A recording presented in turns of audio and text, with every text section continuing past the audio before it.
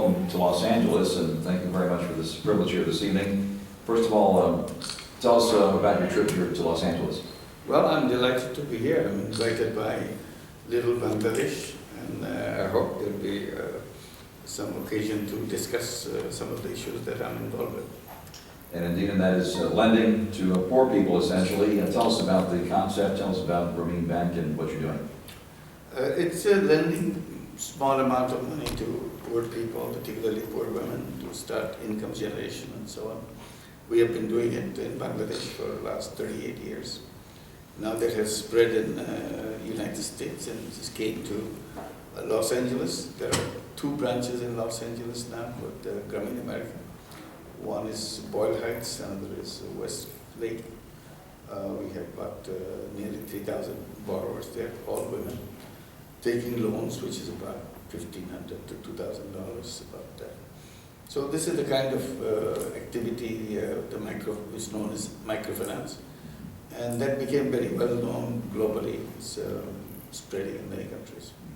And basically, how does it work for those not familiar with this kind of micro lending?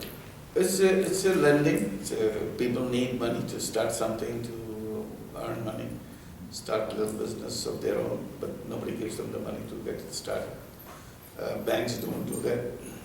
Payday lenders, too high interest rate, and also payday lending needs a payday. Most of the people don't have a payday. They have not worked for anybody. Particularly, it's very convenient for women who stay home with the children and so on. So start a business and take loan from the program and pay back the loan. It's done on a weekly basis. Every week you pay back tiny little installment so that it doesn't become a burden on you. And gradually you pay back all the money and you're ready for another loan if you want. What are the other qualifications? How poor do you have to be, basically?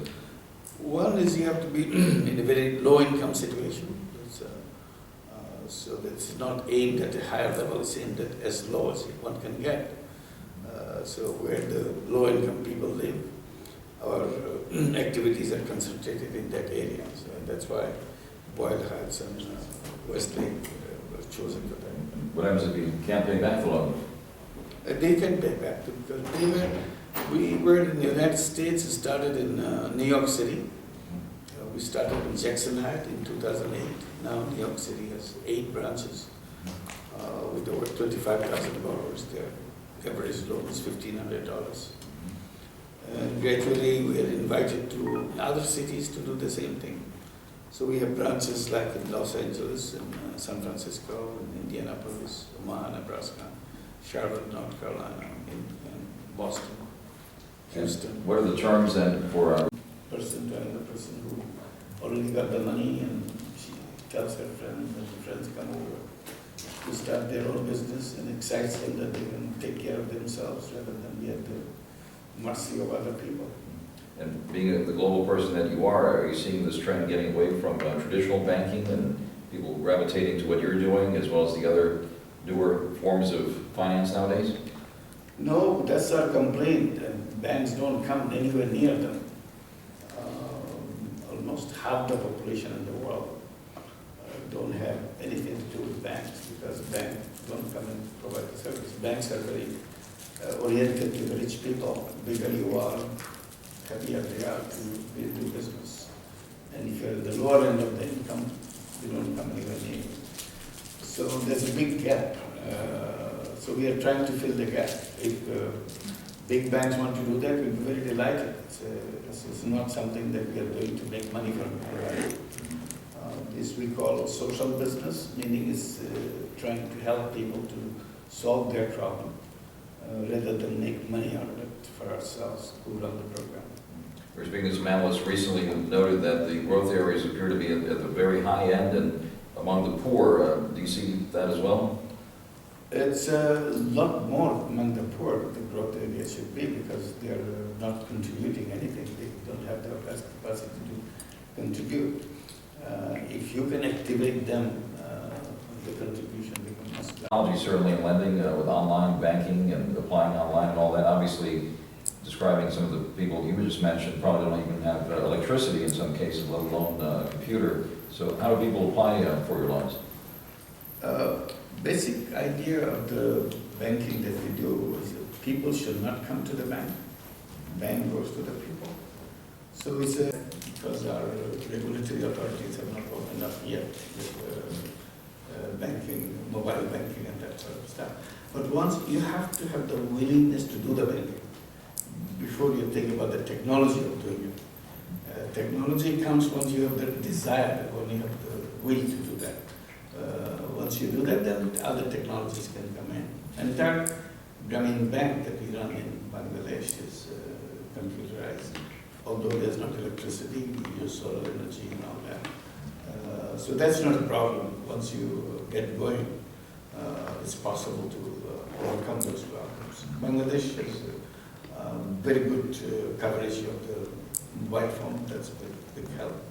The whole country has very good coverage. We have 160 million people in Bangladesh. And telephone subscription, where there are more than 120 million people with telephones. And with the rich getting richer and the poor getting poorer, what is your message to this group here this evening saying that poverty belongs in a museum? Tell us about your message here. Well, the way I have been arguing that, I said the way we created the present capitalist system, there's no way you can overcome poverty. It's built into the system that you create poverty and big people get bigger, and income gap becomes wider and wider. So we need to redesign many of the things that we do, because today's capitalist system assumes that all people are money seekers. They're all chasing money. Money has become a passion, money has become a god for everybody. That's not what the human beings are supposed to be. It's not actually, they're not robot-like money makers. The human beings are much different than what this architecture of the economy has made us into. So we talk about why don't we widen that idea that human beings are not one-dimensional, they're multi-dimensional. They have selfishness, they're also selflessness. Today everything is based on selfishness. As a result, we create poverty, we create income gap, we create climate change, and all those problems. And you received the Nobel Prize in 2006, just before the financial crisis erupted, and most of the economic institutes did not foresee that coming at all. What do you see ahead for the global economy here at the moment?